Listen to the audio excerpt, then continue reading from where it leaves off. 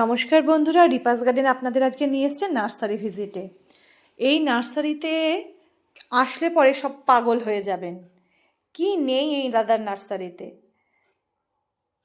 পাতা থেকে ফুল, snake, succulent, orchid, শুধু দেখবেন। আজকে ঘুরিয়ে পুরো নার্সারিটা দেখাবো, ভীষণ ভালো লাগবে। আমরা গাছ পাগল মানুষ তো, তাই গাছ দেখতে ভীষণ ভালো লাগে। আর এত ধরনের গাছের সমাহার যদি একই জায়গায় পাওয়া যায়, একই নার্সারিতে পাওয়া যায়, তাহলে তো কেল্লা ফতে। অর্কিড দেখতে পাচ্ছেন, লাইন দিয়ে মাথার উপরে সার সার দিয়ে অর্কিড ঝুলছে। আমি এবং আমার কিছু গাছেরই বন্ধু বান্ধব, মানে গাছ পাগলির দল, এসেছিলাম আজকে কল্যাণীর এই নার্সারিটিতে। শীতের গাছ, দেশের গাছ ব্লুমেলিয়ার, সেটাও দেখলাম প্রচুর পরিমাণে হয়ে রয়েছে। আমাদের ওয়েদারেও কি সুন্দর সারভাইভ করে রয়েছে। নার্সারি ভিজিটে এসে মানে সবাই পাগল।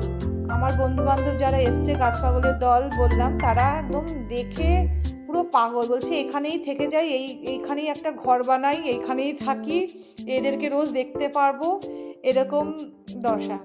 এটা Kalyani utopia nursery. Kalyani main station থেকে টোটোতে করে নিমতলা ইউটোপিয়া নার্সারিতে যাব বললে এক টোটোতেই আপনারা চলে আসতে পারবেন। আবার কল্যাণী থেকে 27 বাসে করেও নিমতলা নেমে একটু হেঁটে আপনাদেরকে খোঁজ করে আসতে হবে ইউটোপিয়া নার্সারি। আমি ডেসক্রিপশন বক্সে অ্যাড্রেসটা অবশ্যই দিয়ে দেব, এবং দাদার ফোন নাম্বার, কার্ড, আপনাদের কোনো গাছ সংক্রান্ত কিছু জিজ্ঞাসা করতে হলে সেখানে আপনারা করে নিতে পারেন। দেখুন কত সুন্দর কাগজ ফুল প্লাস অ্যাগ্লোনিমা, দুদিকে লাইন দিয়ে ধারে ধারে সাজানো। সাথে রয়েছে সাকুলেন্ট, নানান ধরনের কালঞ্চ, এবং তার সাথে কি রয়েছে, লাখি বাম্বুও রয়েছে, নানান ধরনের ব্রাজিলিয়ান উড, সবুজটাও রয়েছে, আবার ভেরিগেটেডটাও রয়েছে। আমি তো ভাবছি কোনটা ছেড়ে কোনটা নেব। ফুলের গাছ, ফলের গাছ, অর্কিড, নানান ধরনের ফলিয়েজ এবং ফার্নগুলো এত সুন্দর, কিছু কাঠে, কিছু টবে মাউন্ট করে রাখা, যে মানে দেখলে পাগল হয়ে যাবেন।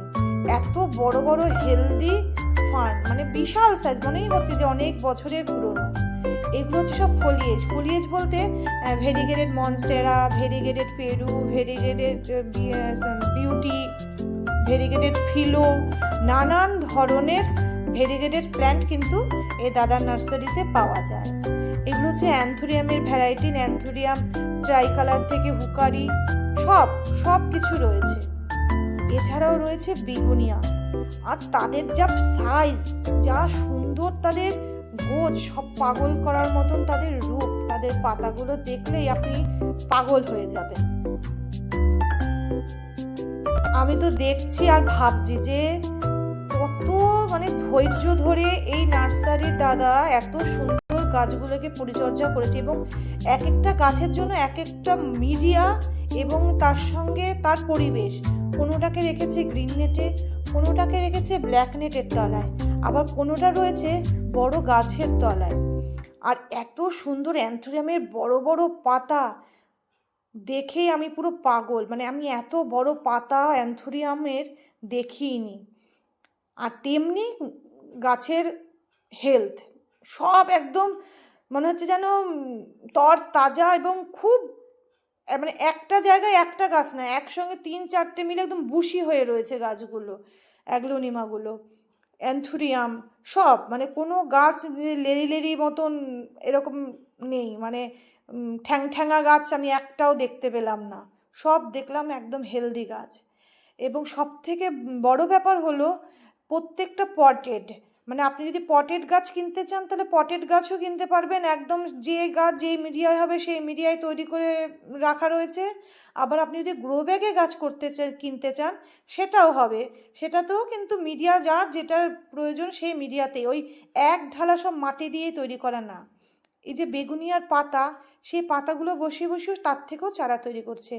এই নার্সারি ভিজিটে এসে আমি শুধু গাছই দেখলাম না, অনেক কিছু শিখতে পারলাম, যে কিভাবে কোন ওয়েদারে কিভাবে গাছটাকে রাখতে হবে, কি মাটিতে গাছটা করতে হবে, কোনোটা রয়েছে মাটিতে, কোনোটা রয়েছে মাটি বালিতে, কোনোটা রয়েছে কোকো চিপসে।